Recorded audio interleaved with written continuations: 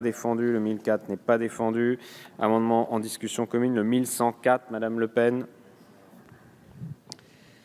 Oui, Monsieur le Président, le droit de la nationalité française, élément pourtant d'une extrême importance pour notre nation, est quasiment inexistant de notre texte suprême.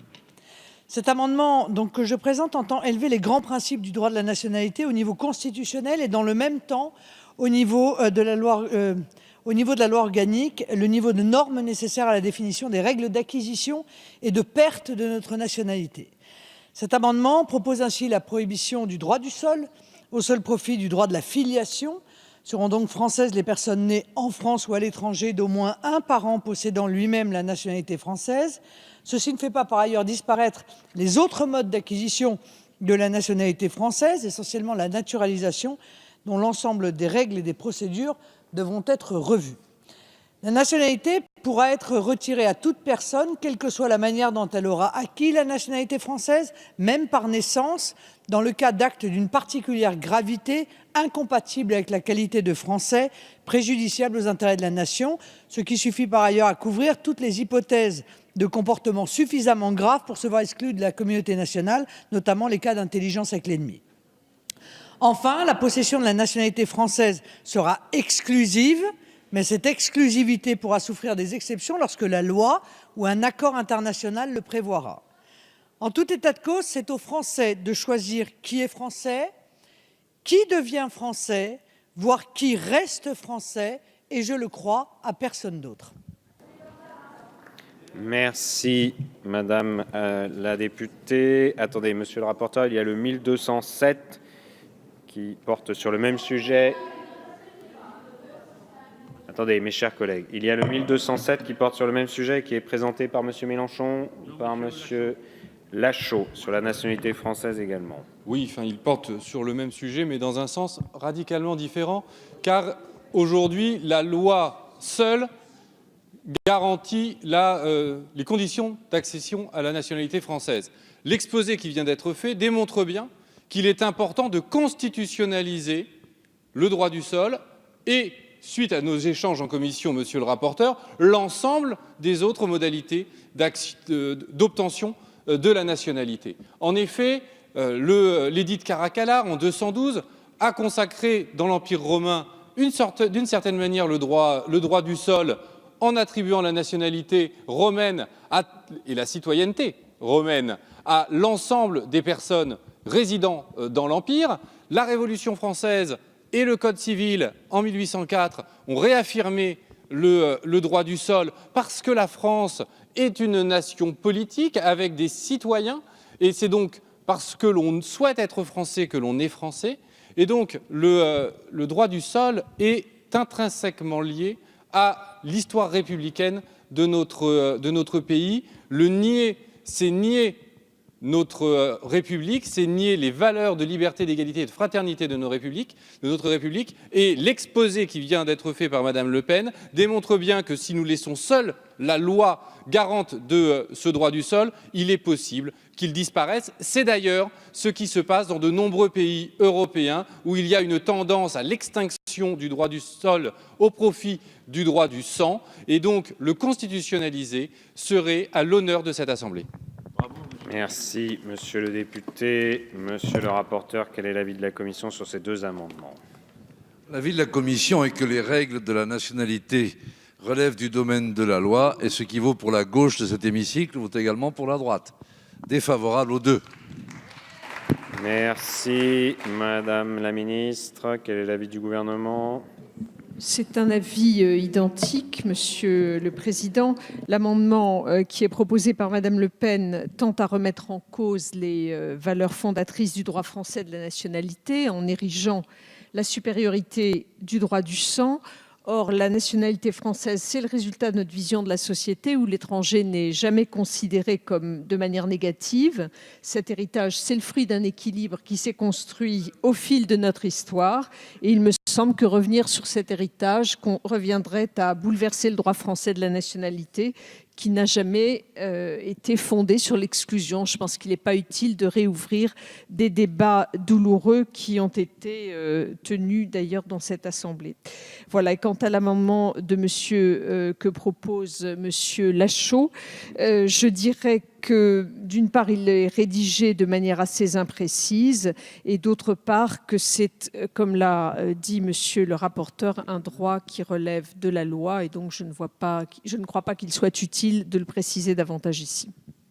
Merci. Alors, Monsieur Mélenchon, vous souhaitez répondre à la Commission, au gouvernement? Oui. Bon, c'est à nous de décider si c'est dans la loi ou dans la Constitution. Merci, Madame la Ministre, de ne pas avoir renvoyé dos à dos les défenseurs du droit du sol et du droit du sang, comme l'a fait le rapporteur, parce que c'est injuste. Nous défendons le droit du sol parce qu'il s'agit d'une philosophie de l'histoire politique de la patrie. Madame Le Pen défend le droit du sang parce que ça correspond à sa philosophie politique de l'histoire de la patrie. Nous nous rattachons, nous, à la tradition, on a cité jusqu'à l'édit de Caracalla, à la tradition de la cité où les gens viennent et du moment qu'ils s'y trouvent, gèrent en commun leurs affaires. Donc nous sommes des partisans du droit du sol intégral. Qui est là, participe et devient français, à condition bien sûr que ces conditions initiales évoquées dans l'amendement de mon collègue Lachaud soient respectées. Pour résumer notre position, nous faisons France de tout bois et nous ne sommes nullement gênés de ça. Au contraire, nous en sommes fiers et nous le revendiquons.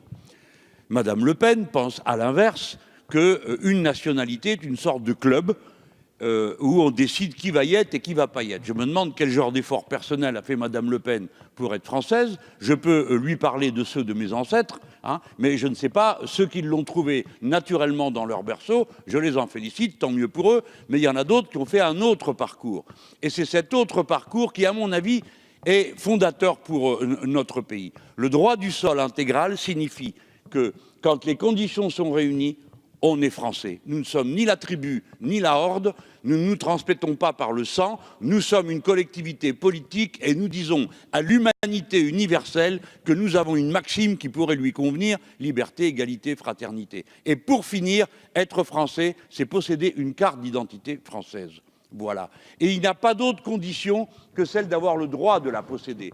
Tout le reste, c'est notre vie, c'est nos mélanges, c'est notre participation au bien commun. Et d'où qu'on vienne, dès lors qu'on délibère ensemble, on peut considérer qu'on est capable de concourir au bien commun. Tel est le sens du droit du sol intégral que nous défendons. Je finis sur un mot. Monsieur Ferrand, je suis sûr que vous serez d'accord avec moi pour dire qu'il y a danger en Europe en ce moment. Et ça vaut la peine de marquer dans la Constitution que le droit du sol intégral est la vision des Français. Merci, Monsieur Mélenchon. Monsieur Lagarde, puis Monsieur Pajot. Oui, Monsieur le Président, dans notre Constitution, notamment dans son préambule, dans la Déclaration des droits de l'homme et du citoyen de 1789, nous faisons souvent référence aux principes révolutionnaires. Et il se trouve que, pour nous, la condition de la nationalité, elle est inscrite dans le processus révolutionnaire et c'est la tradition de la France, trop souvent oubliée.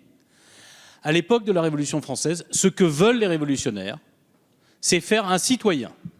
C'est passer du sujet au citoyen. Et pour passer du sujet au citoyen, ils souhaitent tout simplement que les gens deviennent français. C'est si vrai d'ailleurs qu'à l'Assemblée nationale, je veux le rappeler, il y a eu à l'époque la volonté de dire que comme on voulait être révolutionnaire, comme on voulait être citoyen, comme on voulait être républicain, on avait le droit de siéger ici alors même qu'on n'était pas français. Je veux le rappeler quand même. Et on a là deux conceptions diamétralement opposées, je trouve d'ailleurs extrêmes, et n'y voyez pas là d'agression pour les uns ou pour les autres, de la nationalité qui est finalement à chaque fois en contradiction avec notre tradition. Notre tradition, elle est par le sang. Permettez-moi cette incise sans en faire un grand débat.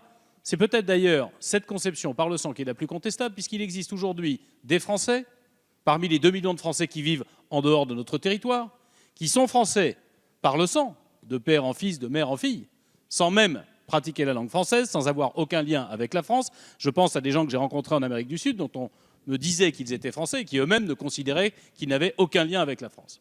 Donc, même la conception de droit du sang serait plus contestable. Il y a ensuite celui de la naissance et de l'éducation sur le territoire français, et on est là dans le sens révolutionnaire. Tu deviens citoyen, on te construit comme citoyen sur notre territoire, dans notre pays, et tu deviens français. Et puis il y a ensuite la naturalisation, et la naturalisation, c'est le moyen Pour celui qui n'a pas eu de parents français, qui n'a pas eu la chance de grandir et d'être éduqué en France, c'est le moyen d'accéder à cette citoyenneté et à la nationalité française. Moi, je tiens à ces trois... Merci, Pardon, Monsieur le Président, Lagarde. je termine d'un mot comme le Président Mélenchon. Je tiens à ces trois modes d'acquisition et je pense que ces trois modes, ils sont un débat qui, pour l'instant, doit rester dans le Code de la nationalité, ne doit pas être élevé au rang constitutionnel. Merci, Monsieur Lagarde. Monsieur Pajot. Pas Madame Le Pen. Ah non, c'est Monsieur Pajot a cédé son temps de parole à Madame Voilà, Le Pen, mais ce exactement. serait bien de m'en Moi, informer auparavant. je trouve quand même étonnant qu'on ne puisse pas avoir de débat sur ce sujet sans systématiquement être confronté à des professeurs de morale. Parce qu'on a eu la professeure de morale Belloubet, le professeur de morale Mélenchon. Or, cher collègue Mélenchon, vous êtes d'ailleurs sur ce sujet, je crois, totalement à côté de la plaque, car le mérite est parfaitement reconnu, y compris lorsqu'on défend le droit de la filiation, puisque ça s'appelle la naturalisation.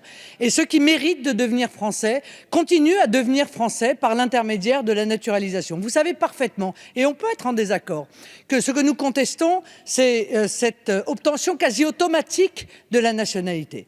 Nous ne sommes pas les seuls d'ailleurs à l'évoquer, puisque je me suis laissé dire que les sénateurs venaient d'accepter l'idée qu'il fallait restreindre le droit du sol à Mayotte. Vous savez très bien que j'ai été, je crois, avec mon collègue Kamardine, sur la même ligne, précisément pour éviter que ce droit du sol devienne en réalité un appel d'air d'une immigration clandestine qui fait de la maternité à Mayotte la première de France. Mais ça, on détourne les yeux de cette problématique, on ne veut pas la regarder en face et on ne veut pas voir que le droit du sol est aujourd'hui une vanne d'immigration illégale, en laissant espérer aux gens qu'en accouchant sur le territoire national, leur enfant deviendra, avec des conditions qui sont somme toute extrêmement limitées, français. Alors oui, c'est un débat. Oui, je pense qu'aujourd'hui, les Français, dans leur majorité, sont opposés à cette automaticité de l'acquisition de la nationalité. Mais encore une fois, on peut en débattre, on peut avoir des visions différentes sans obligatoirement se prendre des leçons de morale. Je considère que vous n'êtes pas mieux placé que quiconque, encore une fois, pour évoquer ces sujets-là. Merci, Madame la députée.